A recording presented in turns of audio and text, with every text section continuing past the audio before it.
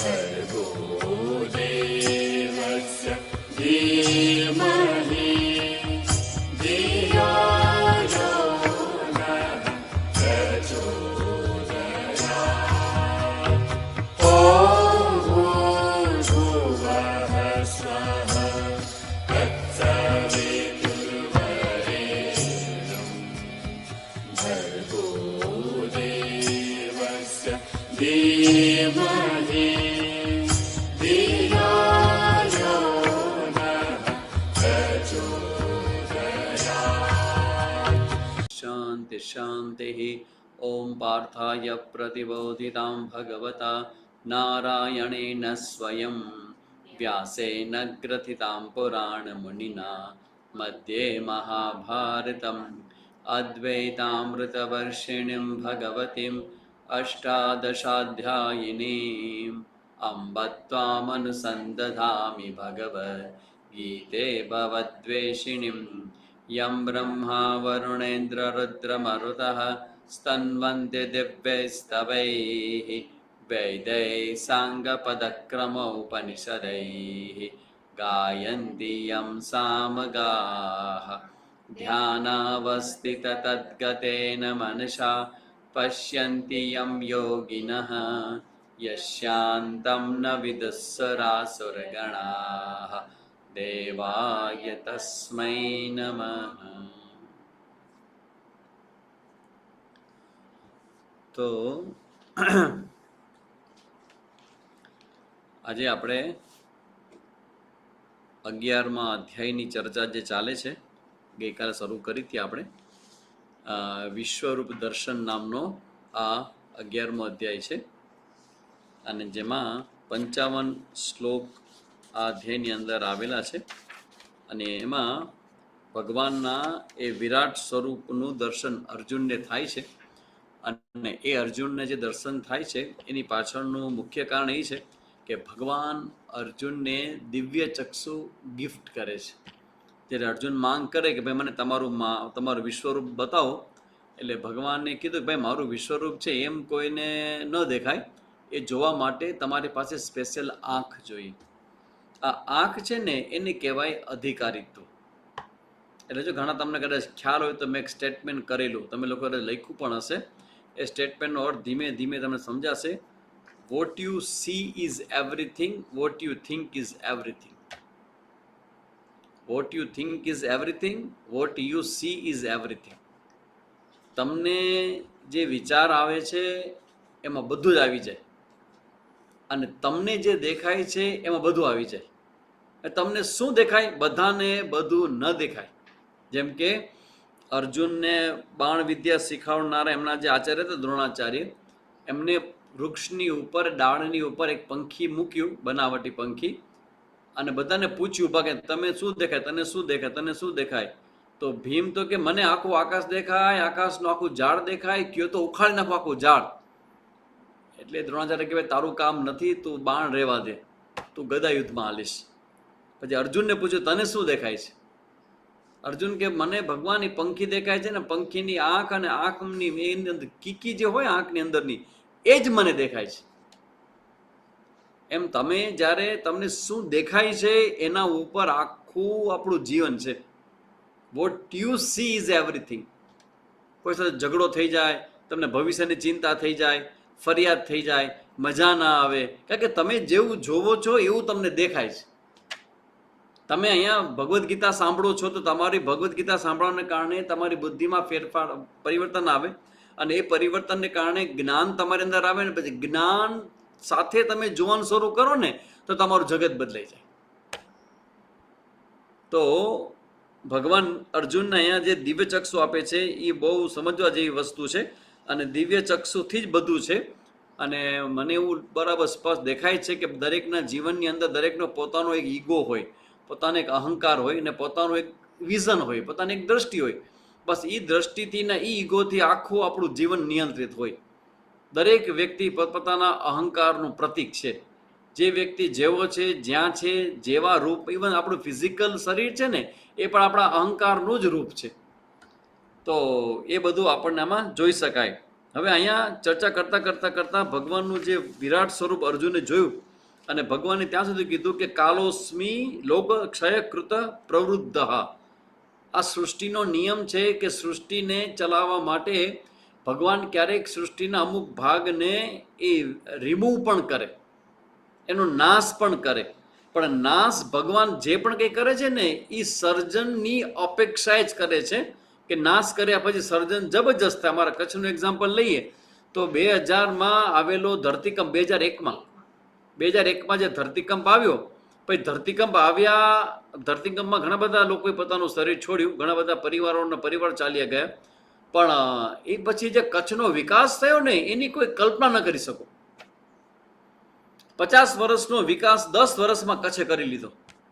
આ પ્રકૃતિનો ઓર્ડર, આ પ્રકૃતિનો નિયમ છે કે ભગવાન ક્યારેક કોઈક નુકસાન કરે, ક્યારેક કોઈક એવું ખરાબ થાય તો ચિંતા ન કરવી, ક્યાંક કોઈક જગ્યાએ તમારું સારું પણ થતું હશે. અને દરેક વખતે કંઈક તમારું દૂર થાય, તમારાથી દૂર થઈ જાય કે છૂટી જાય તો એ તમારા ખરાબ માટે હોય એવું નથી, ક્યારેક તમારા સારા માટે પણ હોય છે. એટલે આ રીતે ભગવાન કે કાલોસ્મી જગભક્ષક. આ હું આ જગતનું આ કાળ રૂપે રક્ષણ કરું છું, લોકોનું કાળ રૂપે ભક્ષણ કરી અને નવા સર્જન માટેનું રક્ષણ કરું છું. That was the statement from ભગવાન 32મા શ્લોકમાં. અને પછી આજે જે ચર્ચા આપણે કરવી છે 36મા શ્લોકમાં.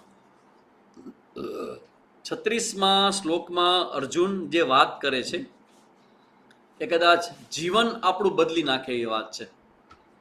કારણ કે હું વારંવાર આપને લોકોને તમને કહેતો હું કે ભાઈ જીવનમાં સ્ટ્રેસ મેનેજમેન્ટ કરવું હોય તો આપણી પાસે શું હોવું જોઈએ? સ્ટ્રેસ મેનેજમેન્ટ કરવા માટે આપણી પાસે શું હોવું જોઈએ? કઈ દ્રષ્ટિ હોવી જોઈએ? આપણી અંદર શું હોવું જોઈએ તો સ્ટ્રેસ મેનેજમેન્ટ કરી શકીએ આપણે? ચલો, તમે આટલા દિવસથી સાંભળો છો, સ્વામીજીને સરસ મજાના બધા પ્રોગ્રામ એટેન્ડ કરો છો, તો સ્ટ્રેસ મેનેજમેન્ટ કરવું હોય, કોઈ ભયજનક પરિસ્થિતિ હોય, ન ગમતું હોય એવું વાતાવરણ હોય, એવા વ્યક્તિ હોય, એક્સેપ્ટેબલ, ઓકે, એક્સેપ્ટન્સ, કરેક્ટ. ચલો, પેલા ધડાકે મોટો જવાબ આવી ગયો, એક્સેપ્ટન્સ. એના સિવાય મન શાંત રાખવું જોઈએ. Very good. ચલો, મનને શાંત રાખવું જોઈએ સ્ટ્રેસ મેનેજમેન્ટ માટે. એક્સેપ્ટન્સ હોવું જોઈએ, મનને શાંત રાખવું જોઈએ. પછી ચલો, સૂતો હોય બધા જાગી જાય. હો, ક્લાસ ચાલુ થઈ ગયો છે આપણો. સારી બુક વાંચવી જોઈએ. વેરી ગુડ, સરસ. શક્ય તમારા બધાના વિડીયો જેના ઓન થઈ શકે ઓન કરજો. અને જવાબ તમારી પાસે પૂછવામાં આવે છે કે આપણે સ્ટ્રેસ મેનેજમેન્ટ કરવા માટે આપણા પાસે શું હોવું જોઈએ. સારી બુક વાંચવી જોઈએ, મન શાંત રાખવું જોઈએ અને એક્સેપ્ટન્સ હોવું જોઈએ.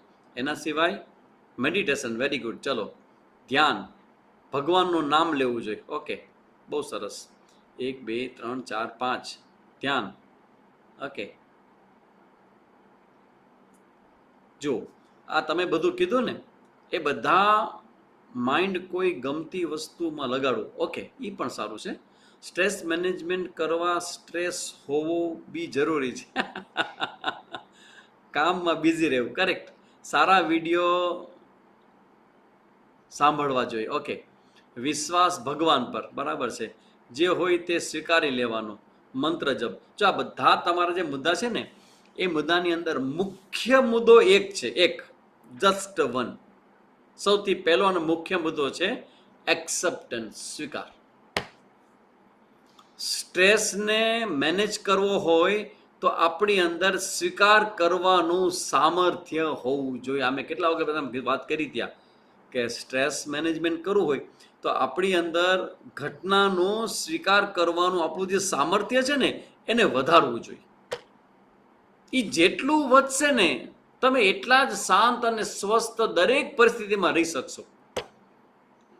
તમે લોકો મને પૂછ્યું નથી કારણ કે તમે બહુ સીધા સાધા છો, પણ તમારી જગ્યાએ હું હોઉં તો હું આ જેવું કહેતા હોય ને કે સ્વીકાર કરવાથી શાંતિ મળે, અસ્વીકાર કરવાથી અશાંતિ મળે. સ્વીકાર કરવાથી શાંતિ મળે, અસ્વીકાર કરવાથી અશાંતિ મળે. તો સ્વામીજી સ્વીકાર કેવી રીતે થાય? ખબર છે ખોટું છે, ખોટું કરે છે, બરાબર નથી થતું, અન્યાય થાય છે, અયોગ્ય છે, થવું જ ન જોઈએ, તો પછી સ્વીકાર કેવી રીતે થશે? How we can accept? આવી નેગેટિવ પરિસ્થિતિમાં સ્વીકાર કેવી રીતે અમારે કરવો? બસ એનો જવાબ અહીંયા 36મા શ્લોકમાં છે. સ્વીકાર કરવાનું સામર્થ્ય જો તમારે ક્રિએટ કરવું હોય તો તમારે તમારા જીવનમાં આ યુનિવર્સલ લો છે ને એને બરાબર તમે સમજી લો. તમને ઘણા બધા પ્રશ્નો થશે. મને અપેક્ષા છે કે તમને હું આ જ્યારે સિદ્ધાંત કહું ને ત્યારે તમને ઘણા બધા પ્રશ્નો થવા જ જોઈએ, કારણ કે હું એવી વાત કહેવા જઈ રહ્યો છું કે એક વસ્તુ જો તમે આ ધ્યાનમાં રાખશો તો તમારી અંદર અનંત શક્તિ પ્રગટ થશે સ્વીકાર કરવાની. આ જેટલા સાધુ સંતોને તમે જોતા હો ને એના મોઢા પર હંમેશા હાસ્ય જ હોય. દરેક પરિસ્થિતિમાં એ સ્વસ્થ જ હોય. સુખે દુઃખે સમય કૃતા લાભા લાભો જયા જવો. એનું કારણ છે, એનું કારણ છે અમુક પ્રકારની અન્ડરસ્ટેન્ડિંગ. શેની અન્ડરસ્ટેન્ડિંગ? આ આખા યુનિવર્સ કેવી રીતે ચાલે છે, આ વિશ્વ કેવી રીતે ચાલે છે, એમાં ઘટનાઓ કેવી રીતે ઘટે છે, એની પાછળના કારણો શું છે અને કેવી રીતે કયા કારણથી કઈ ઘટના ઘટે છે, આનું અન્ડરસ્ટેન્ડિંગ હોય ને તો સ્વીકાર થઈ શકે. જ્યારે તમને કારણની ખબર પડે ને તો કાર્ય છે ને એ તમારા માટે ઇઝી બની જશે સ્વીકાર કરવા.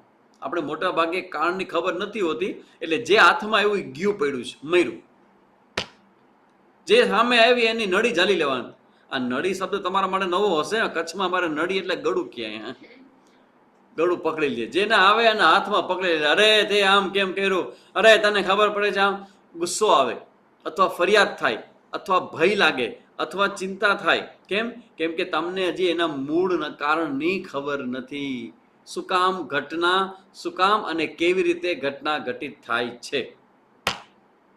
જો એના કારણની ખબર પડે તો તમારું જીવન ઇઝી થઈ જશે. અને એ કારણ બતાવવા માટે અહીંયા અર્જુન 36મા શ્લોકમાં ભગવાનનું જે અનંત મુખવાળું, અનંત બાહુવાળું, અનંત પગવાળું અને એ ભગવાનનું વિરાટ સ્વરૂપ જે અર્જુને જોયું અને અર્જુનને જે ભય થયો છતાં ભયભીત થયેલો અર્જુન જે શબ્દ બોલે છે ને એ નોંધવા જેવો છે. અને અર્જુન શબ્દ બોલે છે, સ્થાને ઋષિકેશ તવ પ્રકીર્ત્યા. આ એક લાઈનની અંદર જીવનના કેટલા બધા પ્રશ્નો તમારા સોર્ટ આઉટ થઈ જશે. એક લાઈનની અંદર, જસ્ટ વન સેન્ટેન્સ. સ્થાને ઋષિકેશ. સ્થાને જે શબ્દ છે એ શબ્દનો અર્થ થાય બરોબર. એનું ઇંગ્લિશ થાય ઓર્ડર. ORDER, order. સ્થાને એટલે બરોબર, એનું અંગ્રેજી થાય order. Everything is in order. અર્જુનનો સ્વીકાર છે કે ભગવાન તમારું આ વિરાટ સ્વરૂપ જોયું, જેમાં કૌરવો, પાંડવો, અમારા ગુરુઓ એ બધા તમારા મોઢામાં પ્રવેશ કરતા મેં જોયા. એટલે મને ખબર પડી કે કાળ રૂપે પણ ભગવાન તમે જ છો, મૃત્યુ રૂપે પણ તમે જ છો, અને આ જે પણ કાંઈ જગતમાં ચાલે છે એ બધું જ ભગવાન તમારા દ્વારા ચાલે છે. જે ભગવાને જે અર્જુન માટે જે શબ્દ પ્રયોગ કર્યો ને, નિમિત્ત માત્ર ભવ સવ્ય સાચિન. હે અર્જુન, તું ખાલી નિમિત્ત બન. આ યુદ્ધ તો શરૂ થતા પહેલા મેં નક્કી કરી નાખ્યું છે કે યુદ્ધ કેમ થશે, કોણ મરશે, કેવી રીતે મરશે, એ બધું જ મારા ઓર્ડરમાં હશે. Everything is in order. ચલો, આ જે સ્ટેટમેન્ટ છે કે એવરીથિંગ ઇઝ ઇન ઓર્ડર, તો તમને સમજાવવાની શરૂઆત કરું કે એવરીથિંગ ઇઝ ઇન ઓર્ડરનો મતલબ શું થાય. એનો મતલબ એવો થાય કે થોડીક સાયન્ટિફિક રીતે આની પહેલાં આ ટોપિકની ચર્ચા કદાચ મેં કરી હતી, થોડી ઘણી કરી હતી, પણ હવે એનું મૂળ આવેલું ફરીથી હું કરું છું, કારણ કે તમારા માટે બહુ જરૂરી છે આ બધા મુદ્દાઓને સમજવા. મને એવું લાગે કે હંમેશા હું જ્યારે ભણાવતો હોઉં ને તો મને એ ગમે કે જે કંઈ ભણાવવામાં આવે ને એનાથી તમે કનેક્ટ થઈ શકો. આ ટીચિંગ એવું હોય કે માત્ર બ્રેઇનના લેવલ ઉપરથી, માત્ર ઇન્ફોર્મેશન લેવલ ઉપરથી ન રહેવું જોઈએ, એ તમારા જીવનમાં સીધું આવવું જોઈએ. અને સીધું આવવા માટે આ એક એનો ઉપાય છે કે જ્યારે પણ ચિંતન કરવામાં આવે ત્યારે કોઈ પણ પ્રશ્ન લેફ્ટ આઉટ બાકી ન રહેવો જોઈએ. તો ઓર્ડરમાં છે, બધું જ બરાબર છે. કેવી રીતે ઓર્ડરનો મતલબ શું છે? હવે તમે આમાંથી સાયન્સના સ્ટુડન્ટ કેટલા છે જરા મને કહો તો, જેને 11, 12માં સાયન્સ રાખ્યું હોય? આમ તો જો કે 10મા સુધીમાં સાયન્સની આ હું જે વાત કહેવા જાઉં છું એ તમને લોકોને સાયન્સ 8મા, 9મા, 10મામાં તો ફરજ સાયન્સ હતું જ, એટલે તમને ખબર પડી જશે સાયન્સનો, વિજ્ઞાનનો બેઝિક ઓર્ડર શું છે. સાયન્સનો, વિજ્ઞાનનો બેઝિક ઓર્ડર છે cause and effect always go together. એક સેલ, okay, cause and effect always go together. કાર્ય અને કારણ એકબીજાથી જોડાયેલા છે. આ સાયન્સનો નિયમ છે, અકાટ્ય નિયમ છે, વર્ષો નિયમ ચાલી આવે છે. કારણ અને કાર્ય જોડાયેલા છે. જ્યાં જ્યાં કાર્ય જોવા મળે, કદાચ કારણ જોવા ન પણ મળે ને તો પણ કારણ તો હશે ને હશે જ. કદાચ ન સમજાય, કદાચ ન દેખાય, પણ કારણ તો હશે જ. જેમ કે હું તમને પ્રશ્ન કરું, કેટલા બધા આમાં લગભગ એવા છે, કારણથી કાર્ય થાય, થયેલ કાર્ય એ નેક્સ્ટ કારણ બને. હા, એ ચેન્જ છે. હિરેલબેન તારી વાત સાચી છે. કારણથી કાર્ય, અને કાર્ય છે એ પછીના કાર્ય માટેનું કારણ બની જાય. એટલે પછી જે નવું જે છે એ કાર્ય બને, એ કાર્ય આગળ જાય એટલે કારણ કાર્ય આની આખી ચેઇન, આખી સાંકળ બને. પણ નિયમ એ છે કે કારણ અને કાર્ય જોડાયેલા છે. તમને ક્યાંય ઘડો જોવા મળે તો ખબર પડે કે ઘડાને બનાવનારો કોક તો હશે જ. બરાબર? જેમ કે હું તમને કહું કે સૂર્યની આસપાસ પૃથ્વી કે પૃથ્વીની આસપાસ સૂર્ય શું ફરે છે? સૂર્યની આસપાસ પૃથ્વી ફરે છે. શું કામ ફરે છે? તમે શું કહેશો?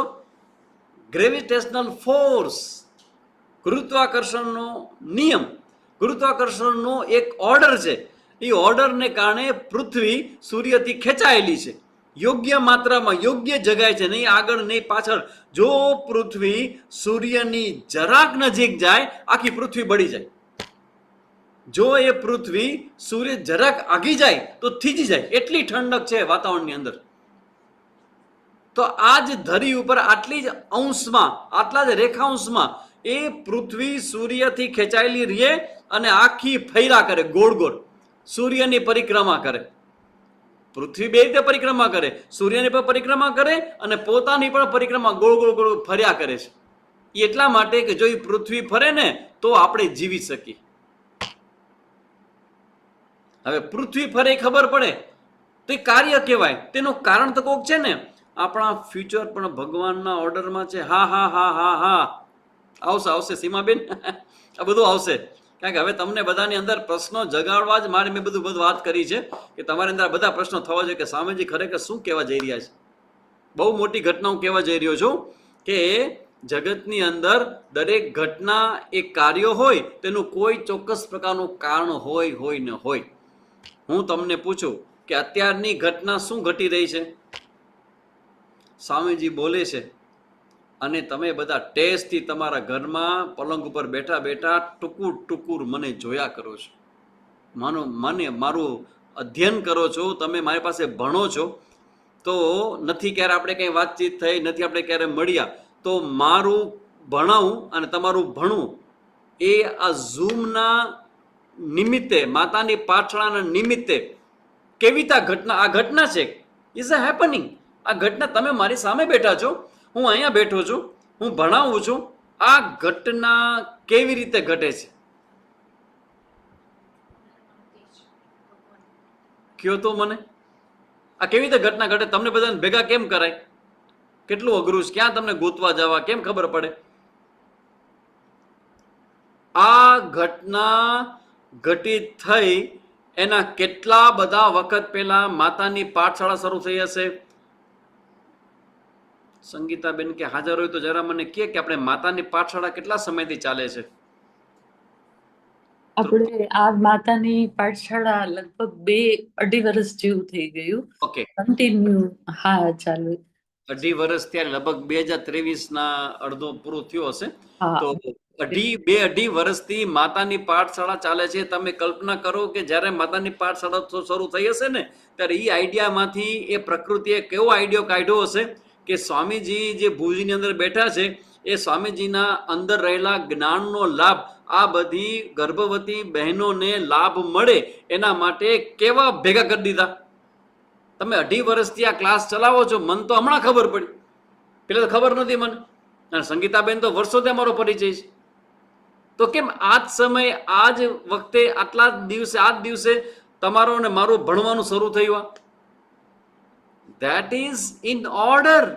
આ પ્રકૃતિ, આ ભગવાનની વ્યવસ્થાનો એક ઓર્ડર છે અને એ ઓર્ડરની અંદર આચાર્ય તરીકે સ્વામીજી ભણાવે છે અને તમે બધા નોટ પેન લઈને મારી સામે ભણવા તમે બેઠા છો.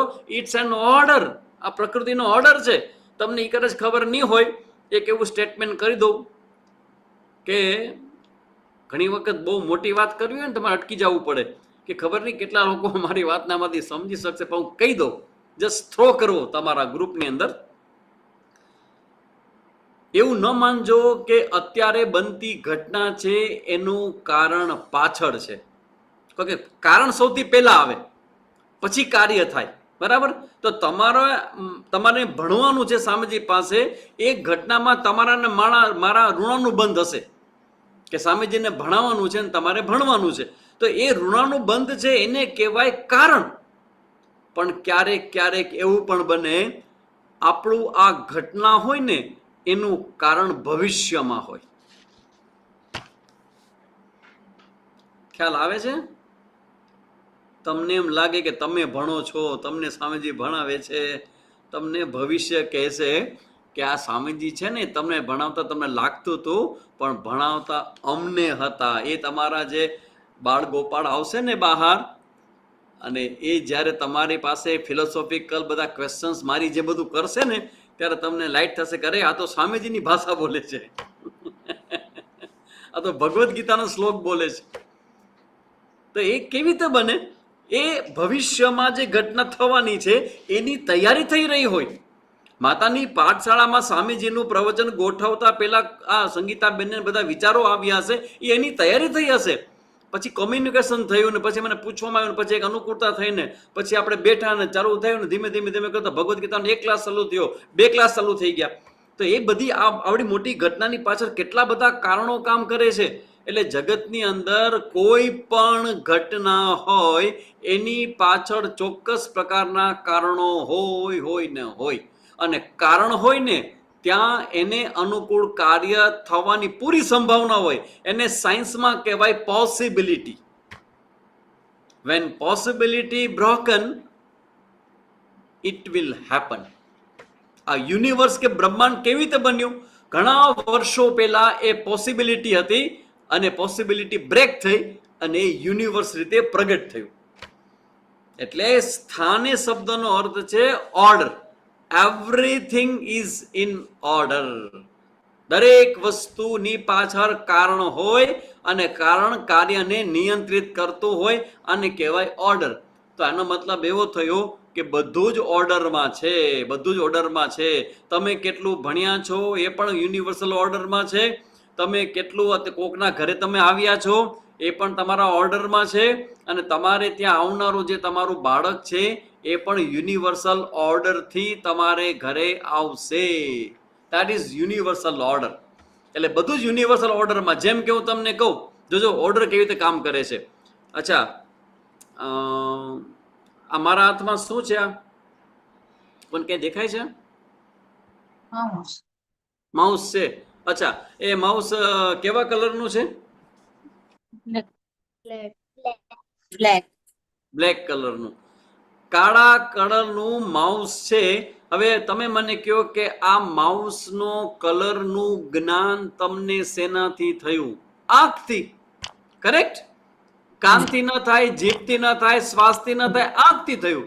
તો કોઈ પણ પ્રકારના કલરનું જ્ઞાન આંખથી જ થાય. આને કહેવાય ઓર્ડર. એ કલર માટે તમારી આંખ બનેલી છે. એટલે આંખનું તમારી આંખ જે છે એ ઓર્ડરમાં કેવી રીતે છે? તો આંખનું જે બ્રેઇન પણ જોઈએ એના માટે. બ્રેઇનથી તમે બુદ્ધિ હોય તો તમને ખ્યાલ આવે કે આને કાળો કલર કહેવાય. તો બ્રેઇન અને બ્રેઇનની સાથે તમારી આંખ, એ આંખ છે એ રંગ માટેનો ઓર્ડર છે, શબ્દ માટે તમારા કાન છે, ટેસ્ટ માટે તમારી જીભ છે. એમ ભગવાને 5 જ્ઞાનેન્દ્રિયો આપી છે, એના પોતપોતાના વિષય આપ્યા છે. એટલે જગતની અંદર જ્યારે પણ જે પણ કંઈ થાય છે એની પાછળ એના ચોક્કસ કારણો હોય છે. અને કારણોને કાં તમે સમજો અને કાં તમે ગોતો. જો કારણો ગોતો ને મળી જાય તો તમે શાંતિ થઈ જશે, અને ન મળે તો પણ કારણ તો કંઈક હશે. એટલે કંઈક હશે કનેક્શન, એ માનીને એનો સ્વીકાર કરો. જે તમારો જે પહેલો જવાબ હતો નિરાલીબેનનો, એક્સેપ્ટન્સ, સ્વીકાર કરો. આ એક્સેપ્ટન્સ કેવી રીતે કરવો? Because of order. બધું ઓર્ડરમાં છે. તેને આઈ હેવ ટુ એક્સેપ્ટ. તમારા પતિદેવ, તમારા સંતાન, તમારા માતા પિતા, તમારા ભાઈ, તમારા સાસુ, તમારા સસરા, તમારી નણંદ, એ ગમે કે ન ગમે, એ તમારો ઓર્ડર છે. ઓર્ડરનો મતલબ છે ઓર્ડર, ઘણા બધા ઓર્ડર હોય, ઘણા બધા ઓર્ડર હોય. યુનિવર્સલ ઓર્ડરમાં કોગ્નેટિવ ઓર્ડર હોય, પછી ફિઝિયોલોજીકલ ઓર્ડર હોય, બાયોલોજીકલ ઓર્ડર હોય. તમે જે ખાઓ એ બધું જે ખાઓ છો એનો લાલ લોહી જ કેમ બને છે? એ બાયોલોજીકલ ઓર્ડર છે. તમારા શરીરની અંદર કેટલી બધી કેમિકલ ફેક્ટરીઓ છે બધી. એટલે શરીરનો ગ્રોથ થાય. 12-13 વર્ષનો છોકરો કે છોકરી બને, એનો અવાજ બદલાઈ જાય. છોકરો હોય તો દાઢી મૂછ આવવા માંડે. તો આ જે બધું થાય છે એ ઓર્ડરમાં છે. બાળકનો તમારા ગર્ભમાં જે વિકાસ થાય છે એ કુદરતનો, પ્રકૃતિનો ઓર્ડર છે. એટલે ઇઝ એવરીથિંગ ઇન ઓર્ડર. આ બધું જ ઓર્ડરમાં છે. તો કોઈ હમણાં મને અહીં જ પ્રશ્ન આની પહેલામાં કર્યો હતો કે સ્વામીજી, અમારા કર્મનું ફળ પણ અમારા ભગવાનનો ઓર્ડરમાં છે? તો કે હા, કર્મનું ફળ પણ ઓર્ડરમાં છે. જે જેવું કરશે તે તેવું પામશે. That's order. અત્યારે હું તમને સત્સંગ કરાવું છું, મારે તમારો કોઈ પાસેથી કાંઈ જોતું નથી, અને તોય હું આ સમય આપીને તમને સત્સંગ કરાવું છું. તો મને કાંઈ જોતું નથી એટલે મને કાંઈ ન મળે એવું ન થાય. એ પ્રકૃતિના ઓર્ડરમાં જે હોય એ એકાઉન્ટમાં જમા થઈ જાય. પણ જ્યારે હું એમ કહું કે મારે કાંઈ જોતું નથી, હું તો ભગવાનનું જ્ઞાન છે ને મારા ગુરુની આજ્ઞાથી કોકને આપી રહ્યો છું, તો આ નિષ્કામ કર્મ થયું. તો નિષ્કામ કર્મ જ્યાં થાય ત્યાં એનું અંતઃકરણની શુદ્ધિ થઈ જાય ને, એ યુનિવર્સલ ઓર્ડર છે. ગાયત્રી મંત્રનો તમે જપ કરો તો બુદ્ધિનો વિકાસ થાય, બુદ્ધિમાં સામર્થ્ય આવે. That's universal order. મંત્ર જપ કરો એટલે બાળક બુદ્ધિશાળી થાય જ. તમે અપવાસન એકટાણા કરો, તમારું મન શાંત થાય. હમણાં સંગીતાબેને બહુ સારી વાત કરી કે અધિક મહિનો આવતીકાલથી શરૂ થાય છે. તો એ અધિક મહિનામાં મેં ગઈકાલે વાત કરી હતી કે વિષ્ણુ ભગવાનનો મહિનો છે. આ મહિનામાં જેટલું પણ તમારાથી થાય એ બધું જ તમારે વધુ ને વધુ કરવું. અમે લોકો સવારના 10 થી 11 પંચદશીનો ક્લાસ કરશું, સાંજના 5:30 થી 6 વિષ્ણુ સહસ્ત્રના 3 પાઠનું પારાયણ સમૂહમાં કરશું આશ્રમની અંદર. પછી 6 થી 7 વિષ્ણુ સ્તોત્રો પર ચિંતન કરશું. કેમ કે આ વિષ્ણુ ભગવાનનો મહિનો છે. અને અમે તો બહુ નવા એક અનુષ્ઠાન કરવાના છે, NDS નું અનુષ્ઠાન છે, જેમાં બધા જ પ્રકારનું અનાજ અમે છોડી દેવાના છીએ ભોજનમાં. આ મોટો પ્રયોગ છે. 1 મહિના માટે કોઈ પણ અનાજ નહીં ખાઈએ. બપોરના 12 વાગ્યા સુધી પાણી પણ ન પીવું, અને 12 વાગે ગ્રીન લીવ્સ, બધા લીલા પત્તાઓ, એનું જ્યુસ પીવાનું.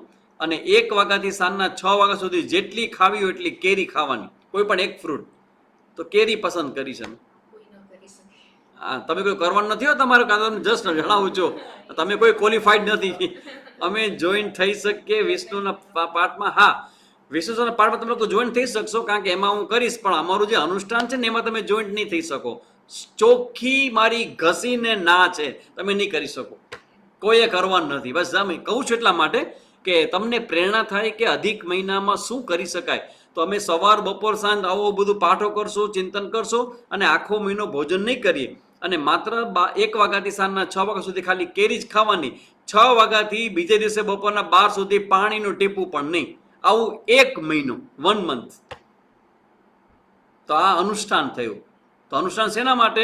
અનાજ ન જાય તો મન શાંત રહે, મન શાંત રહે તો ભગવાનમાં મન લાગે. આપણે તો ભગવાનમાં મન, આપણે ક્યાં કમાવા જવું છે કે ના તો ક્યાં સંસારમાં જવું છે, તો મન છે ને ભગવાનમાં લગાવવું છે. તો આ ભગવાનનો ઓર્ડર છે કે તમે સાત્વિક જીવન જીવશો, તમે નિયમોનું પાલન કરશો, તમે તપસ્યા કરશો તો તમારું મન છે એ ભગવાનમાં લાગશે.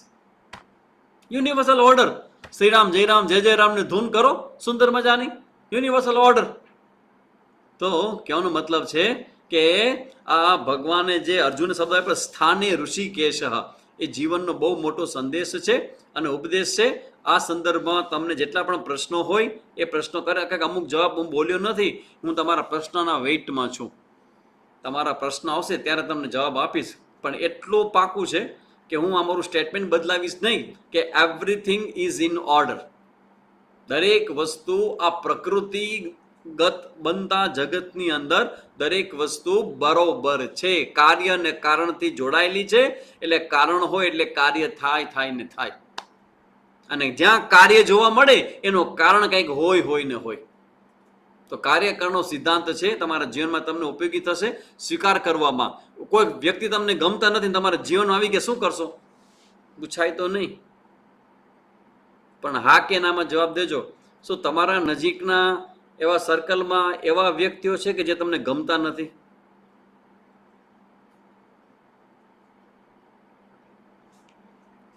એ ગમે તે હોય, વોટ એવર, પાડોશી હોઈ શકે, અરે ડ્રાઈવર હોઈ શકે, અરે કામ વાળા હોય, કામ કરતા જ નથી, આટલા પૈસા આપે છે, આટલા બધા ખાડા પાડે છે, હા અમને ગમાડવા પડે છે, હા પણ સ્વીકાર કરીએ છીએ, હા બેન સ્વીકાર કરો, એ બહુ સારું છે, એ કરવાનો છે, પણ છે તો ખરા જીવનમાં.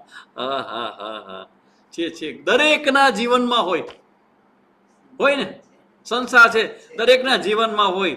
ઘણી વાર તો કેવી દુર્ઘટના ઘટે કે તમને જે વ્યક્તિ બહુ જ ગમતા હોય ને અને અમુક સમય પછી તમને જરાય ન ગમે, એમ થાય કે જીવન કેમ નીકળશે. આવા પ્રશ્નો આવે એટલે જ્યારે પછી બહુ પ્રોબ્લેમ આવે ને, પછી ખોટાના આડાવડા વિચારો આવે, એનો જવાબ સામે જ તમને આપી દે છે કે એ વ્યક્તિ તમારા ગમે તેટલા ક્લોઝમાં હોય, રોજે ઘણી વાર તમે જોબ કરતા હો તો તમારી બાજુના ટેબલમાં એવા વ્યક્તિઓ કે તમને એનું મોઢું જોવું જ ન ગમે અને સવારના પોરમાં એ જ ભટકાય. હા, પેલા સારા લાગે પછી ગમે જ નહીં. કરેક્ટ? જાનકીબેન, એમાં તો કેટલા એનું જીવન બરબાદ થઈ ગયા છે. ભોળવી જાય અને આવું કરી જાય ને, એવા તમને ભગવાન જેવા વ્યક્તિ લાગે, પછી એમ થાય કે હે ભગવાન, જીવન કેમ નીકળશે આખું આમની હારે. વોટ એવર, લાઈફ તો લાઈફ, જીવનમાં તો આવો અનુભવ થાય. તમારા કલીગ હોય, ઇવન તમારા બોસ હોય કે તમે જ્યાં રહેતા હો એ ઘરની આસપાસમાં કોઈ ને કોઈ એવું પાત્ર હોય, તો એવું જે પાત્ર છે કે જે તમારા ક્લોઝમાં છે, સર્કલમાં છે, રોજે રોજનો વ્યવહાર છે, અથવા તમારા એવા જે વાલા નથી એવા સગાવાલાની નવી વ્યાખ્યા સ્વામીજી આપે છે. કોઈને કહેજો નહીં, આ કોઈને કહેવાનું નથી એવી વ્યાખ્યા આપું છું. જે વાલા નથી તેવા સગા. અતિથિ તુમ કબ જાઓગે.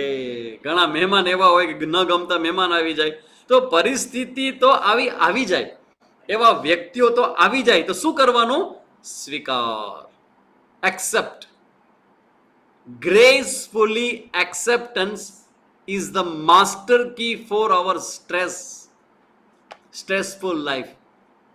તણાવ અને ફરિયાદ અને દુઃખી જીવન માટેનો આ એક ઉપદેશ છે.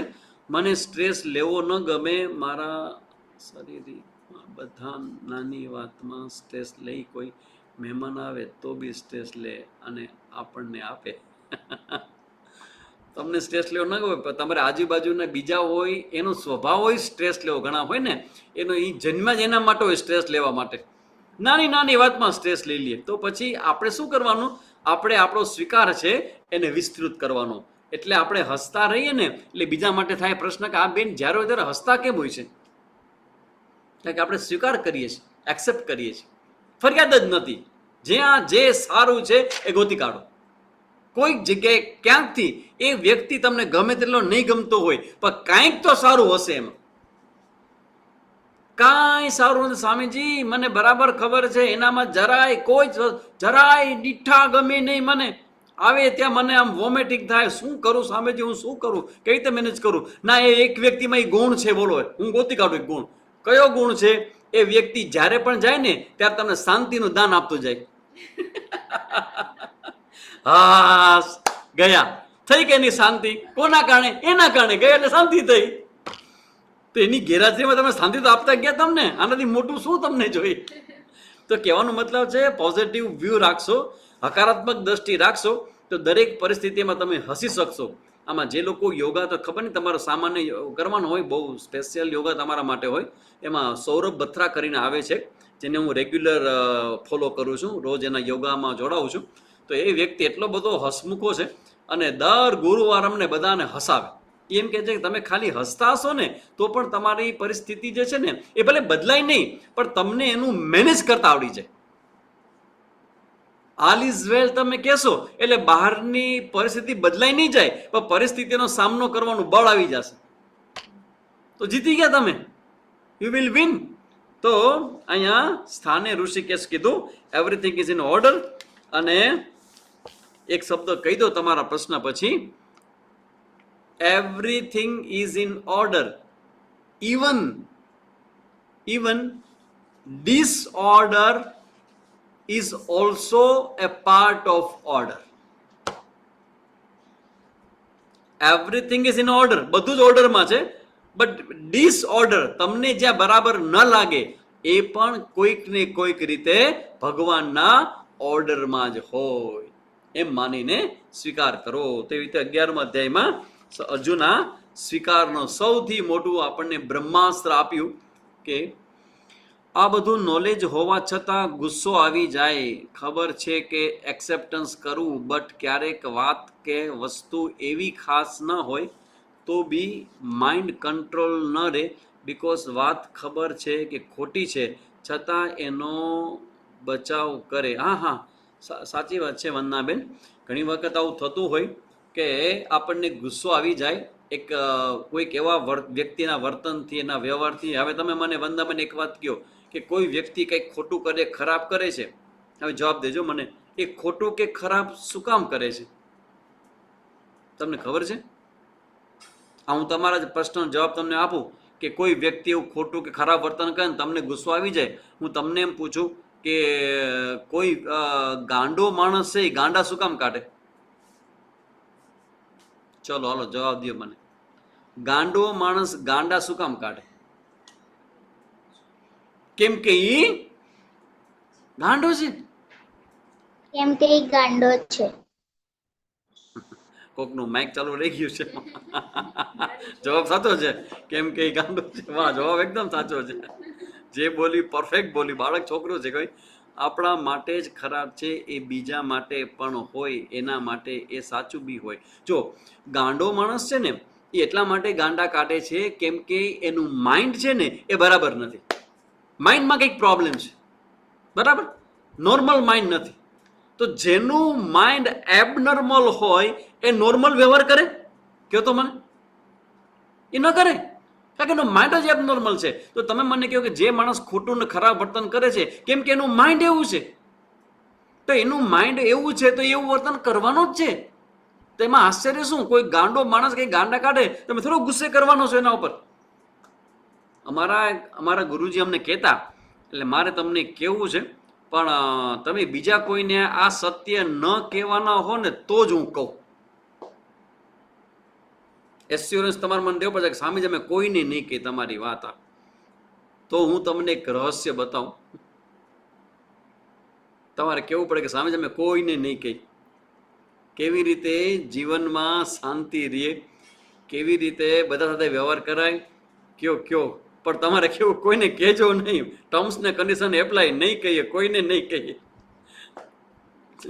કૃષ્ણબેન કહે છે કોઈને નહીં કહીએ, અમે નહીં કહીએ. હા નહીં કહીએ. જો તો ખરા કેવો બધો બધા કમિટમેન્ટ કેવું જોરદાર કરે છે. પાડશો એ કઈ નહીં, બધી મને ખબર છે. નહીં કહીએ અમે કોઈ, અમને કયો, કોઈને નહીં કહીએ. સો જ્યારે તમારે જગત સાથે વ્યવહાર કરવાનો હોય ને ત્યારે એવી રીતે વ્યવહાર કરવાનો કે જગત આખું ગાંડું છે, કોઈ નોર્મલ નથી. તમે આ ગાંડાની દુનિયામાં આવ્યા છો અને આસપાસ આકાશમાં અંતરમાં આભાસ જ્યાં જ્યાં નજર આપણી પડે અત્ર તત્ર સર્વત્ર બધા એબનોર્મલ પર્સનાલિટીઓ વાળું આ જગત છે. લેડીઝ પ્રોબ્લેમ વાત રહે જ નહીં. લેડીઝનો પ્રોબ્લેમ છે, વાત રહે જ નહીં.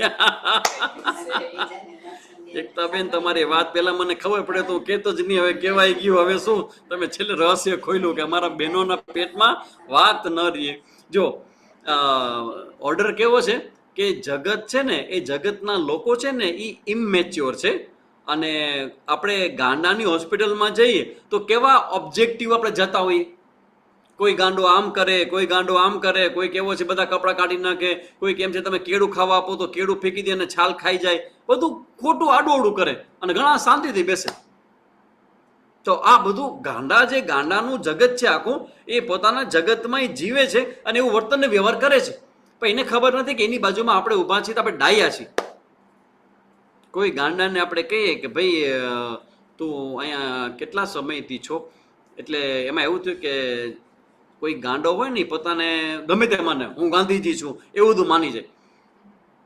એકવાર જવાહરલાલ નહેરુ, આ ખબર નહીં જોક છે કે સાચું, જવાહરલાલ નહેરુ કે કોઈક એવા મોટા વ્યક્તિ જવાહરલાલ નહેરુ ત્યાં ગયા હશે, કોઈ જવાહરલાલ નહેરુ નહીં પણ બીજા કોઈક આઈ ડોન્ટ નો કોઈક વ્યક્તિ ગયા હશે અને ગાંડાને હોસ્પિટલમાં જોવા ગયા. તો એક ગાંડો એવું કીધું કે હું ગાંધીજી છું, એટલે બીજો કે હું સરદાર વલ્લભભાઈ પટેલ છું. એમ જે બધા એ ફ્રીડમ ફાઇટરમાં કંઈક મનમાં ઘૂસી ગયો હશે તો કે હું તો આવો જ છું, હું તો આવું જ છું. અને ત્યારે કોઈક એ સમયના કોઈક રક્ષા મંત્રી હશે ને એ ગયા જોવા માટે હોસ્પિટલમાં. એટલે ગાંડા એ ભાઈને આમાં મંત્રીને પૂછ્યું કે તમે કોણ છો? કે હું ભારતનો રક્ષા મંત્રી. ખરેખર રક્ષા મંત્રી હતા, હું ભારત રક્ષા મંત્રી છું. એટલે ગાંડો કે તમે અહીંયા દાખલ થઈ જાઓ, 2 દી હારા થઈ જશો. ગાંડા હવે એ ધારો કે રક્ષા મંત્રીને આવી વાત કરે તો થોડું ખોટું લગાડવાનું હોય. ગાંડો એમ સમજે છે કે આ અમારા જેવો જ છે, આ રક્ષા મંત્રી હશે કે ખાલી કહે છે આ તો કે મને પેલો થતો હું ઓકે થઈ ગયો છું. હવે તો આ આસપાસમાં જેનાથી આપણને વાંધો પડે, જે વ્યક્તિ બરાબર વર્તન ન કરતો હોય, એના માટે મનમાં આપણે સમજી લેવાનું કે એ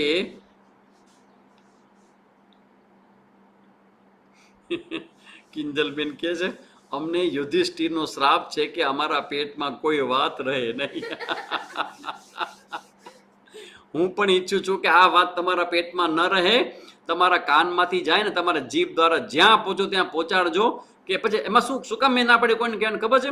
હવે તમે ધારો કે તમારા નજીકનો કોઈ વ્યક્તિને કહો કે સ્વામીજી કહેતા હતા કે તમારા આસપાસ બધા લોકો ગાંડા છે, તો એ પૂછે કે બતાવો ક્યાં છે આ સ્વામી, ક્યાં બેઠા છે, અમે જાય ઝઘડો કરવા માટે, તમે અમારા પાસે આવું કેમ બોલો? એવું નહીં. કહેવાનો મતલબ છે કે આપણે સ્વીકાર કરવાનો છે, એક્સેપ્ટન્સ કરવાનું છે. તો એક બીજી વ્યક્તિને, ત્રાહિત વ્યક્તિને આપણે જો સ્વીકાર કરી શકતા હોય તો આપણા પોતાના છે ને એ એવું ખોટું ને ખરાબ વર્તન કરે, અયોગ્ય વર્તન કરે, સમજી લેવાનું. તો ના પાડે એટલો પહેલા કરે લેડીઝ. હા, એટલે આપણે સમજી લેવાનું કે એ બરાબર નથી, કેમ કે મનથી એ લોકો અસ્વસ્થ છે. તો સ્વીકાર કરી લ્યો, દેટ્સ ઓલ. હવે તમે મને કહો કે ખોટું કરે, ખરાબ કરે, એટલે સ્વામીજી પહેલા જ ના કહી દે. એટલે તમે સમજી લ્યો કે કોઈ પણ વ્યક્તિ ખોટું છે, ખરાબ છે, તમે કહો છો જે પ્રમાણે બેને કલ્પના વાત કરી કે ખોટું અને ખરાબ અમને ગુસ્સો આવી જાય, તો સમજજો કે જ્યારે તમે આ રીતે જગતને જોવા લાગશો ને ત્યારે તમને કોઈ પર ગુસ્સો નહીં આવે. એટલે અમને પણ સ્વામીજી તરીકે હું હંમેશા હસતો શું કામ રહું છું? હું શાંત શું કામ રહું છું? સમજી ગયા? મને ક્યારેય ખોટું ન લાગે. ઘણા માણસો છટકે ને, હું ક્યારે છટકું નહીં, ખોટું ન લાગે. કેમ? કેમ કે મને ખબર છે કે ગમે ત્યારે ગમે તે કરે ને ગમે તે કહે એ તો કહે, પણ આપણે તો સમજદાર છીએ ને, આપણે તો ભગવાનના વ્યક્તિ છે, આપણે બધામાં ભગવાન જોવાનો છે. તો તમારી પાસે તો જ્ઞાન છે, તો તમે ભગવાન જુઓ અને એ ગાંડા કાઢે. That's all. તો હવે મને કહો કે આવું તમે વિચાર કરો તો હવે તમને ગુસ્સો આવે ખરા? એ ખોટો છે, એ ખરાબ છે, એ ખોટું કે બધું બરાબર છે, કારણ કે એ કરે એવું બેકગ્રાઉન્ડ છે એટલા માટે. તો આ આખો સુંદર મજાની વાત કર્યા અર્જુને કરી, અને આપણને સુંદર મજાનો આજે ઉપદેશ ગીતાજીનો મળ્યો કે આપણા જીવનમાં જ્ઞાન એક્સેપ્ટન્સ કેવી રીતે આવે, અને એ એક્સેપ્ટન્સ આવે એને કારણે તમારા જીવનમાં કેવડી શાંતિ થઈ જાય. સ્વીકાર થાય એટલે શાંતિ આવી જ જાય. ઘણી વાર સાસુ સસરાના, તમારા સાસુ ને વહુના કેવા ઝઘડા થતા હોય, તમારા લોકો તો નહીં જ થતા હોય, તમારા જે 80 જણા બેઠા છો એના સિવાયની વાત કરું છું. તમારા લોકોને નહીં થતા હોય, જે લોકોને થતા હોય ને કેવો બધો પ્રોબ્લેમ થાય, પણ સ્વીકાર કરી લે કે ભાઈ જે છે એ બરાબર છે, એક્સેપ્ટ કરી લ્યો ને. કોઈ પણ વ્યક્તિને એક્સેપ્ટ કરી લેવાથી એનો ડિસ્ટર્બન્સ, એનો આવતો પ્રોબ્લેમ છે એ આપણા જીવનમાંથી ઘણો બધો હળવો હટી જશે, તો તમે સ્વસ્થ થઈ જશો.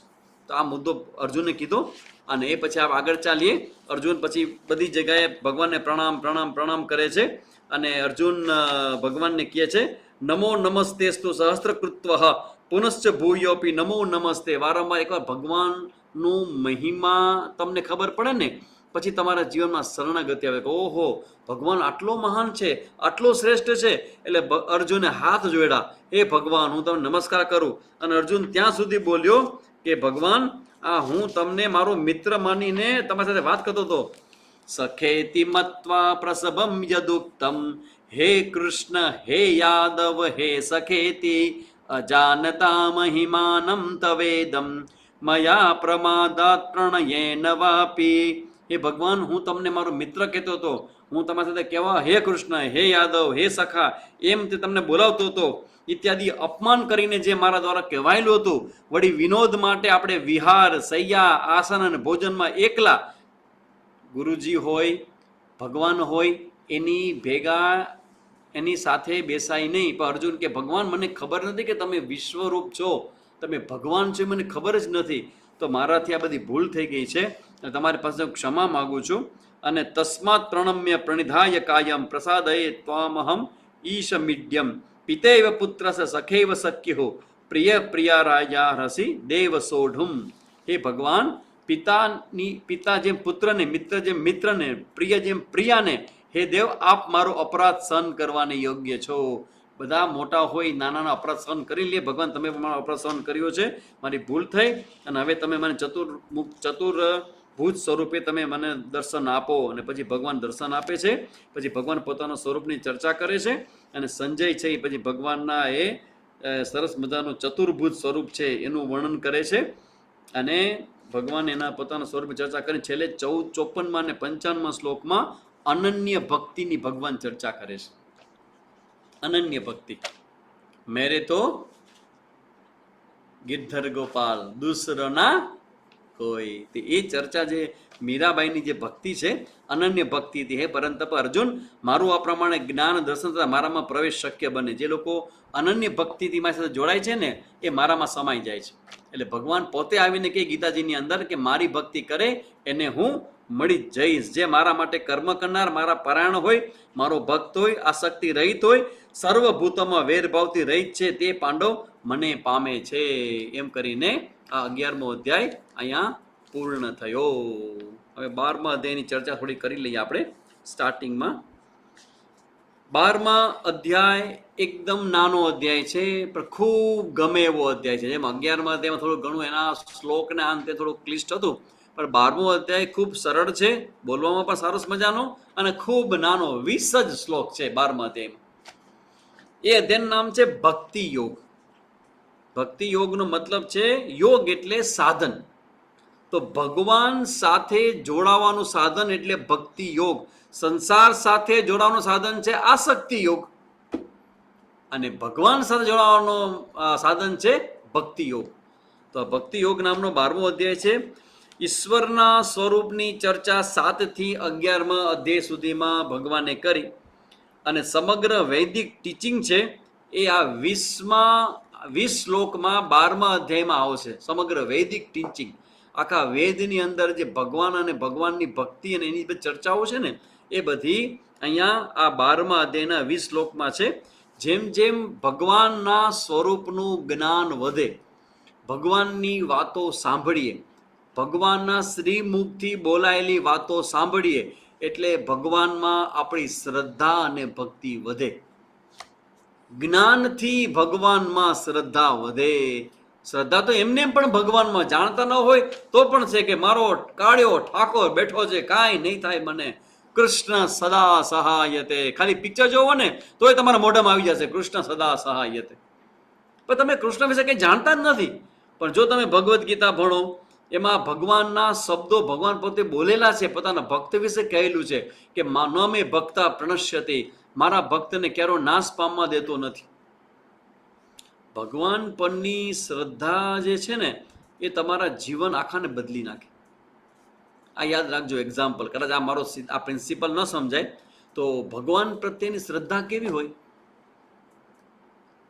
એક ફ્લાઇટ જતું હતું પ્લેનમાં, કે પ્લેનની મુસાફરી હવે કોઈ કરજો નહીં હો ભાઈ, મનાય છે હમણાં.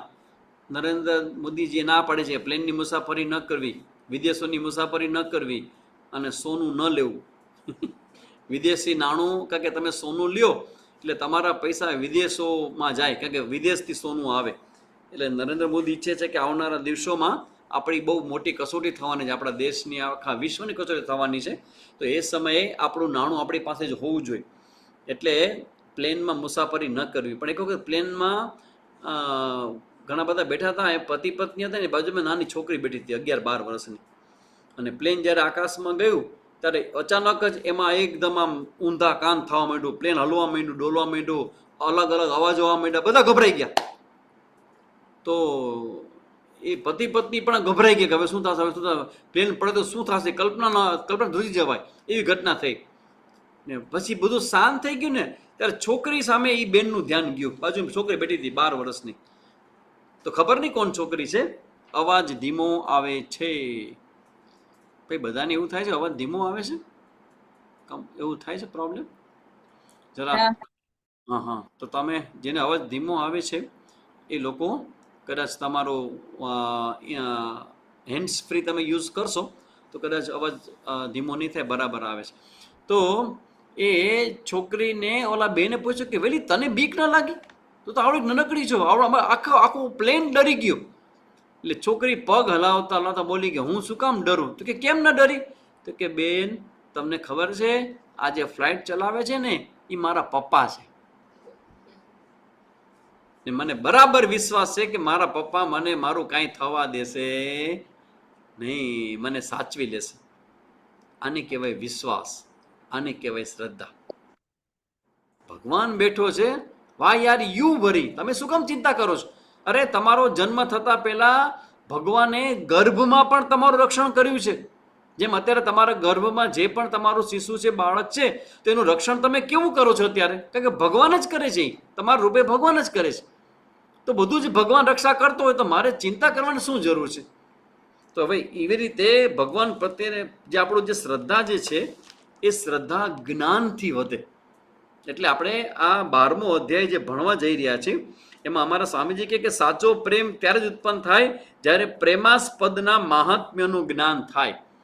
જેના પ્રત્યે તમને પ્રેમ થયો છે એનું મહત્વ જેટલું વધારે તમને સમજાય ને એટલો ઊંડાણમાં તમારો પ્રેમ થાય.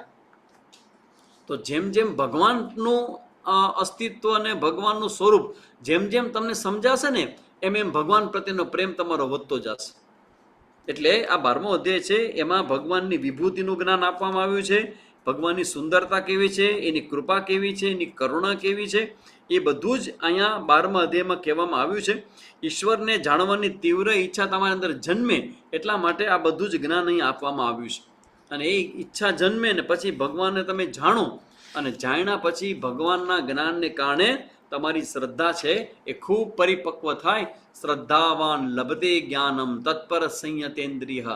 તમારી શ્રદ્ધા જ આગળ જઈને તમારું જ્ઞાન થઈ જશે. શું શ્રદ્ધા છે?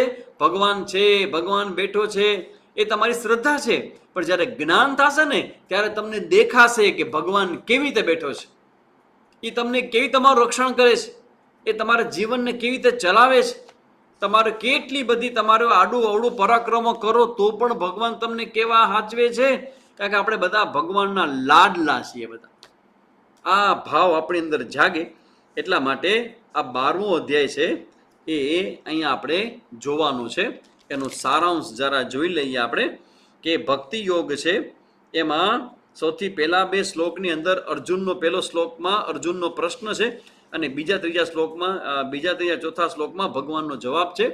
પહેલા શ્લોકમાં અર્જુનનો પ્રશ્ન છે કે ભગવાન તમારું સગુણ અને નિર્ગુણ એ 2 સ્વરૂપ તમારા છે, તો એમાંથી ઉત્તમ કયો વ્યક્તિ, તમે ઉત્તમ કયા વ્યક્તિને માનો? સગુણ સ્વરૂપને માને એને કે નિર્ગુણને માને એને? અર્જુન પ્રશ્ન કરે છે અને ભગવાન જવાબ આપે છે કે મારા બંને ભક્તો મને સ્વીકાર્ય છે, પણ એમાંથી પરંતુ ઇન્દ્રિય સમૂહનું નિયંત્રણ કરીને જેઓ અવિનાશી, અનિર્દેશ્ય, અવ્યક્ત, સર્વવ્યાપી, અચિંત્ય, નિર્વિકાર, અચળ તથા નિત્યની ઉપાસના કરે છે તે સર્વભૂતોના હિતમાં રત અને સર્વત્ર સંબુ ધરાવનાર યોગી મને જ પ્રાપ્ત કરે છે. નિર્ગુણ સ્વરૂપનું જે ભજન કરે છે એ પણ મને પ્રાપ્ત કરે છે, પણ એ અધિકારી હોય એ નિર્ગુણની ભક્તિ કરી શકે. એવી રીતે ભગવાન પછી ત્રીજા ચોથા શ્લોકમાં એનો જવાબ આપશે. તો 3 થી 12 શ્લોકની અંદર ભક્તિ યોગના જે સાધનો છે એ 5 સ્ટેપમાં છે, જેની ચર્ચા 3 થી 12માં શ્લોક સુધીમાં કરવામાં આવી છે. પછી 13 થી 19માં ભક્તિ યોગનું ફળ શું છે એની ચર્ચા કરવામાં આવી છે. તો આ રીતે આ 12મો અધ્યાય છે એ ભગવાનની ભક્તિ માટેનો છે અને એ ભક્તિ જેટલી વધતી જશે એટલું તમારું જીવન પ્રેમ અને સલામતીથી ભરાતું જશે. જીવનમાં સલામતી જોતી હોય તો ભગવાનના થઈ જાઓ.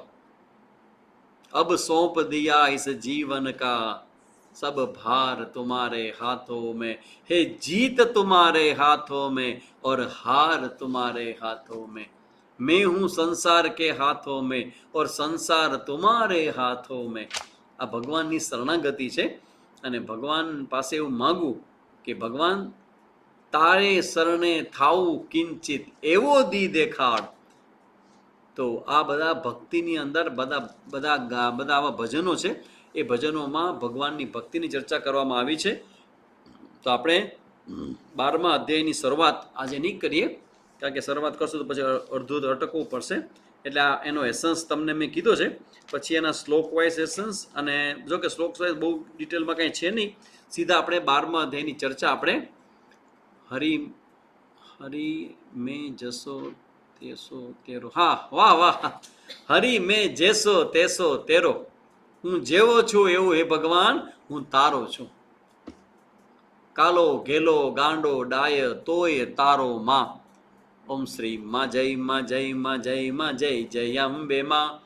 ઓમ શ્રી માં જય માં જય માં જય માં જય જય અંબે માં. એમાં પથિકજી જુનાગઢના ગાયત્રી પરિવારમાં હતા. પથિકજી એને ઘણા બધા ભજનો લખ્યા છે. એ સમયમાં પથિકજી આપણા મિશન જોડાયેલા હતા, ત્યારે એના એક ભજન છે શ્રીમાં જયમાં જયમાં જય જય. એમાં કાલો ઘેલો ગાંડો ડાયો તોય તારો માં, કે હું જેવો પણ છું ને એ ભગવાનનો તારો છું.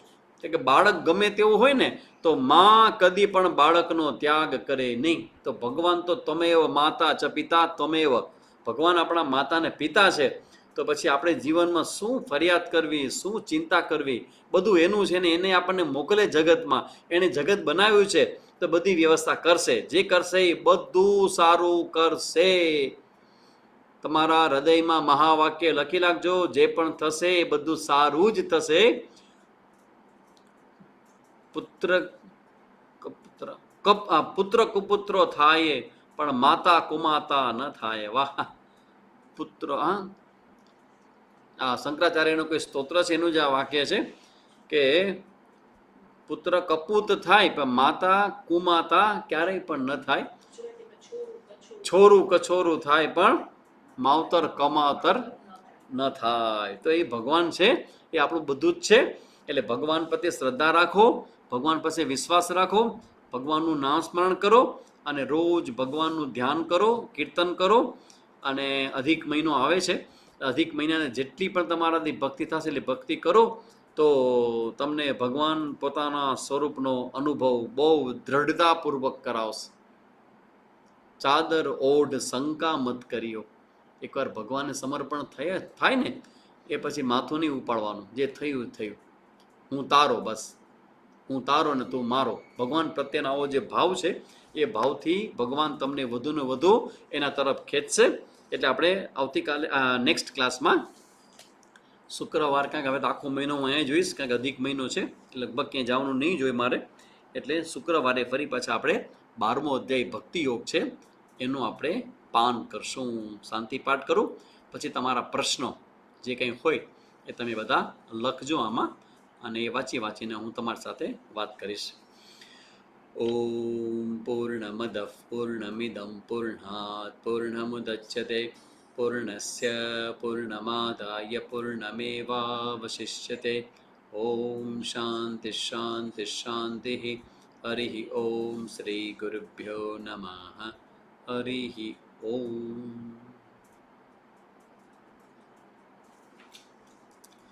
તમે એમ કહો કે ભગવાન હું તારો, તો ક્યારેક ભગવાન પણ કહે કે હું પણ તારો. હા હા.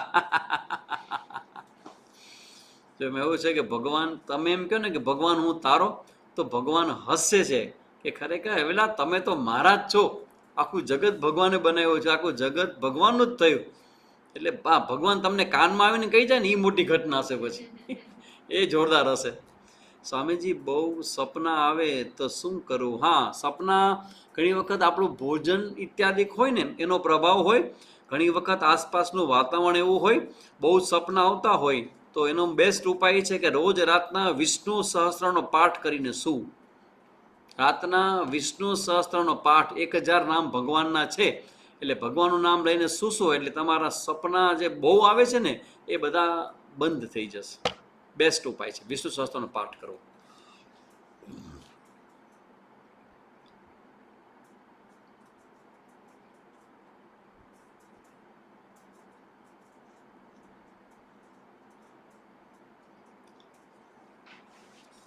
હવે તમારો વારો છો ભાઈ બોલવાનો. લખવાનો. તમે જેવું લખશો એવું સામે જ તમને જવાબ દેશે સામે. પ્રશ્નો, whatever, what I mean is questions.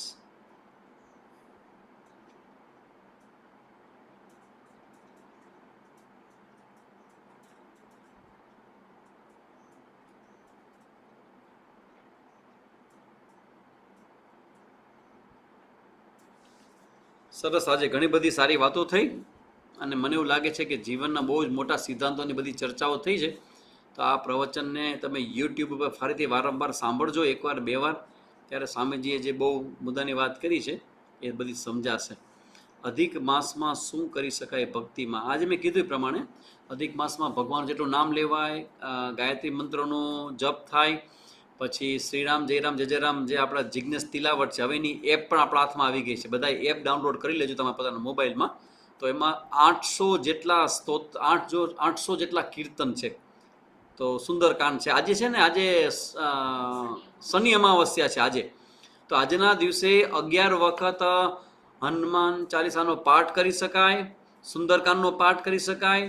તો શનિ અમાવસ્યા છે આજના દિવસે, એટલે બધાને જેટલા પણ પાઠ થાય એટલા કરવા હનુમાનજીના. એનો કોઈ પાઠ હોય, એનો કોઈ મંત્ર કરતા હોય તો એ પણ કરી શકાય, તે કરવો. ઘરના મંદિરમાં ઘરના દરેક વ્યક્તિ બધા દિવસ કરે તો ચાલે કે એક જ જણ કરી શકે? ઓ ના ના ના, કરી શકે બધા પોતપોતાની રીતે. ઘરના મંદિરમાં ઘરના દરેક વ્યક્તિ બધા દિવસ કરે. હા, એટલે વિષ્ણુ સહસ્ત્રનો પાઠ તો તમને જો સપના આવતા હોય એના સંદર્ભમાં હું વાત કરું છું, કે તમને કદાચ બહુ સપના આવતા હોય તો એ સપના તમને આવતા તો તમારે જ પાઠ કરવાનો આવે ને. એ વિષ્ણુનો પાઠ તમારે પોતાએ કરવાનો સૂતા પહેલા. દિવસ નહીં. સ્વામીજી હનુમાન ચાલીસાને બીજું શું કીધું? સુંદરકાંડ. હનુમાન ચાલીસા સુંદરકાંડ બંને આ જિજ્ઞેશ તિલાવટના ઓમાં કીર્તનમાં છે. આ સુંદરકાંડ પણ છે, હનુમાન ચાલીસા પણ છે.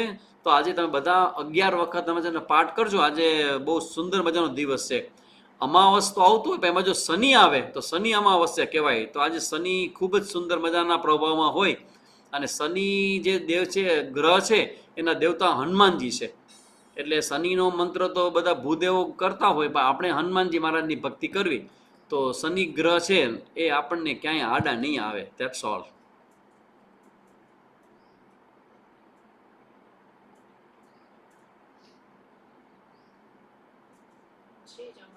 ઘરમાં આખો દિવસ ગાયત્રી મંત્ર ચાલતો હોય તો ચાલે? હા હા, બહુ સારું. ગાયત્રી મંત્ર ઉત્તમ કાંઈ જ નથી. આપણે બોલીને ના કરીએ ને એ સાંભળતા રહીએ તો ચાલે? 24 અવર ચાલે છે? હા હા હા, ચાલે ચાલે ચાલે, જ્યારે ચિંતા ન કરો. તમે બોલતા નથી પણ તમારા કાનો દ્વારા તમારું બાળક સાંભળશે મંત્રને. એટલે તમારા ઘરમાં મંત્ર ચાલતો હોય ગાયત્રીનો, એનાથી ઉત્તમ કાંઈ જ ન હોઈ શકે. બહુ જ સારું છે.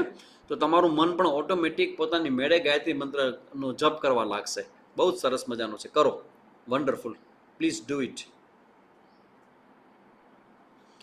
ડ્રીમ્સમાં વારંવાર ભગવાન આવવાના, મંદિર આવવા, પાણીના સપના આવવા, આવું કેમ થતું હશે? જુઓ ભાઈ, જાનકીબેન, એક વસ્તુ ધ્યાન રાખજો, સપનાની ચિંતા બહુ કરવી નહીં, કેમ કે સપનું છે. સપનું છે એટલે સપનાની બહુ ચિંતા કરવી નહીં. જો સપના ભગવાનના આવે તો બહુ જ સારું છે, સાત્વિક સપના આવે છે. પછી મંદિર આવે એ પણ સારું છે.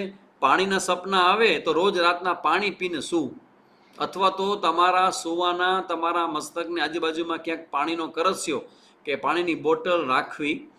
અને પાણી સપના આવે તો કેમ થતું હશે? બહુ એની કોઈ નેગેટિવ અસર નથી. કોઈ એવી ચિંતા ન કરજો કે પિતૃઓ તમને હેરાન કરે છે, કાંઈ કરતા નથી. સપના આવે છે સપનું જ હોય, એને બહુ મહત્વ ન આપો. સપનું આવે ને ઉઠી જાવ એટલે પૂરું થઈ જાય સપનું, ધેટ્સ ઓલ. સપનાને સત્યતામાં બહુ વિશ્વાસ ન કરવો, સપનાને સપના માનીને છોડી દેવું.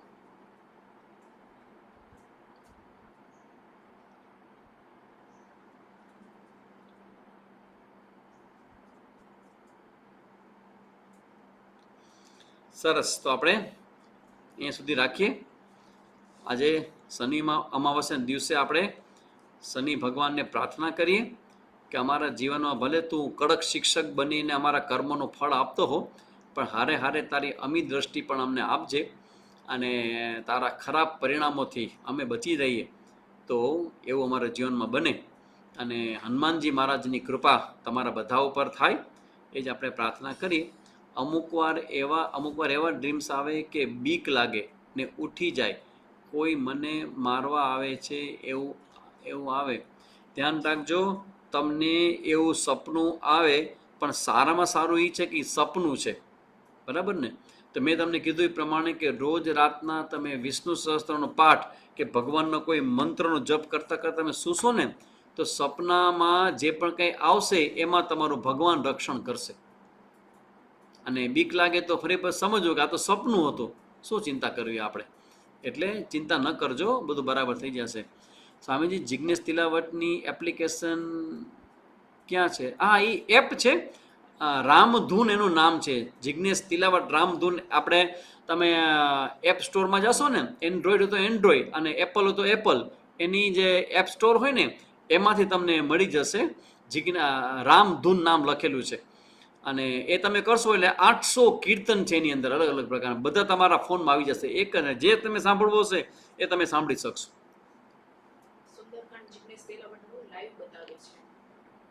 જિજ્ઞેશ તિલાવટ રામધૂન, હે વાહ, ખૂબ સરસ. એવું છે,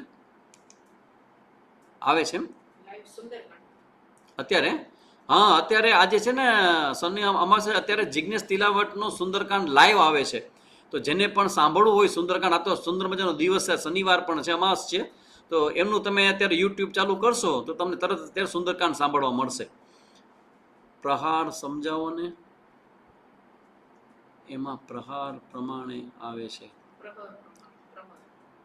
પ્રહર, અચ્છા, પ્રહર. ઓહો, પ્રહર છે ને, ઘડી છે, ઘડી. પેલું પ્રહર, બીજો પ્રહર, ત્રીજું પ્રહર. તો રાતના 12 વાગ્યાથી એ બધી ઘડીઓ શરૂ થાય પ્રહરની. 3 કલાકનું એક પ્રહર હોય. તો એ પ્રહર પ્રમાણે સવારના પ્રહર હોય તો 12 વાગ્યા પછી શરૂ થાય બધા પ્રહરો, અને એ સમયના પ્રહરોની એક લિસ્ટ છે. આઈ થિંક મને મૂકી દેવું જોઈએ તમારા ગ્રુપમાં. હું આ સંગીતાબેનને મોકલું છું પ્રહરનું લિસ્ટ. પેલું પ્રહર એટલે શું, બીજું પ્રહર એટલે શું, તો એ પ્રહર પ્રમાણે તમને ખબર પડે કે કેટલા વાગે કયું પ્રહર ચાલુ થશે. તો એ પ્રહરનો મતલબ છે કે ઘડી, ટાઈમ. પ્રહર એટલે ટાઈમ. પ્રહર પ્રમાણે રાગ આપેલ છે, કરેક્ટ. પ્રહર પ્રમાણે રાગ આપેલો છે કે સવારના 3 વાગે, સવારના 5 વાગે, સવારના 7 વાગે પેલું પ્રહર, બીજું પ્રહર, ત્રીજું પ્રહર. તો એનું આખું લિસ્ટ છે કે આટલાથી આટલા પેલું પ્રહર કહેવાય. યુટ્યુબમાં જ આવે છે ને કે બીજી કોઈ એપ્લિકેશન છે રામધૂન? બીજી કોઈ એપ્લિકેશન યુટ્યુબમાં પણ આવે છે અને બીજી કોઈ એપ્લિકેશન પણ છે. પ્લે સ્ટોરમાં જઈને તમને રામધૂનની એપ મળી જશે તમને. સંગીતાબેનના ગ્રુપમાં બધા નહીં હોય એટલે આમાં મોકલો ને. અચ્છા, શિવપુરાણ વાંચવાનું ટાઈમ શું? શિવપુરાણ વાંચવાનો કોઈ ટાઈમ નથી, ગમે ત્યારે વાંચી શકાય. અચ્છા, સંગીતાબેનના ગ્રુપમાં બધા નથી એમ? ઓકે, તો તમને આ જે લિંક આવે છે માતાની પાઠશાળાની, તો એ તમારું ગ્રુપ તો હશે વોટ્સએપનું. તો ભગવદ્ ગીતામાં કૃષ્ણ ભગવાન એવું કહે છે કે મને જ ભજવું, તો પછી આપણે બીજા બધા ભગવાનની પ્રાર્થના. વાહ, શ્રુતિબેન વ્યાસે સારો પ્રશ્ન કર્યો છે. ગીતામાં ભગવાન મને ભજવું એમ કીધા કરે છે.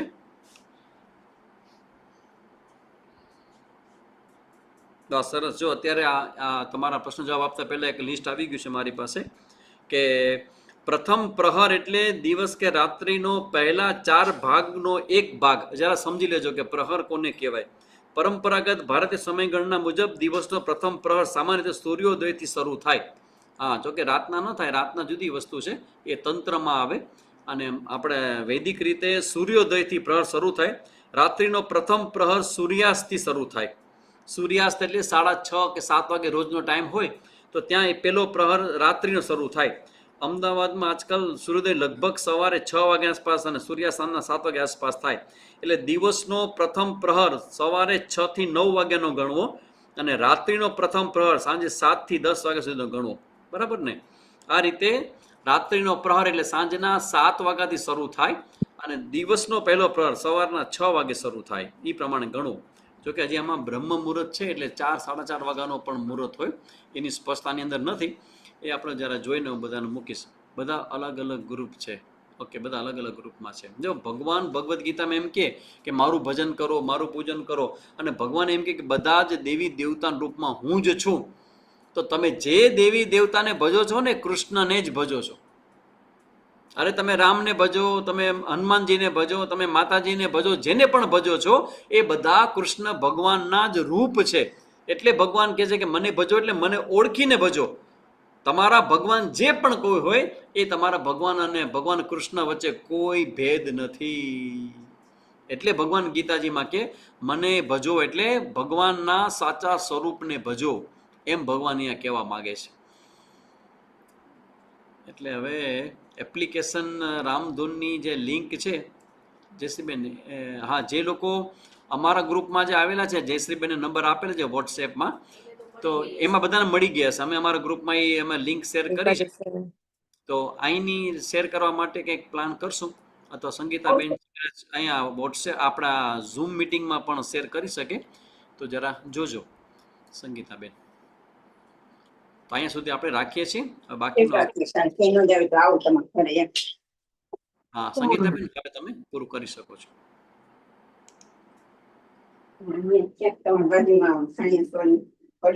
હરિઓમ, જય ગુરુદેવ બધાને. આપણે ગઈકાલે ગ્રુપમાં લિંક મુકાયેલી હતી. ફરીથી આપણે આવતા શુક્રવાર માતાની પાઠશાળા દઈશું. ને આપણે એ રીતે બધાને લિંક મળી જશે. અને બીજું ખાસ કે આજનું ખરેખર જે આપણે અધ્યાય 11 નું સારાંશ આપણે પરમાદરણીય સ્વામીજી દ્વારા જે સાંભળવા મળ્યું અને ભગવાનના વિરાટ સ્વરૂપને સમજી શકીએ આપણે ખરા અર્થમાં. બેનને જે છેલ્લે હમણાં વાત કરી, એક પ્રશ્ન હતો કે આપણે કયા સ્વરૂપમાં, ભગવાન એમ કે છે મને ભજો, પણ હકીકતમાં જે ભગવાનનું વિરાટ સ્વરૂપના એક સુંદર આલેખન પરમાદરણીય સ્વામીજી દ્વારા થયું.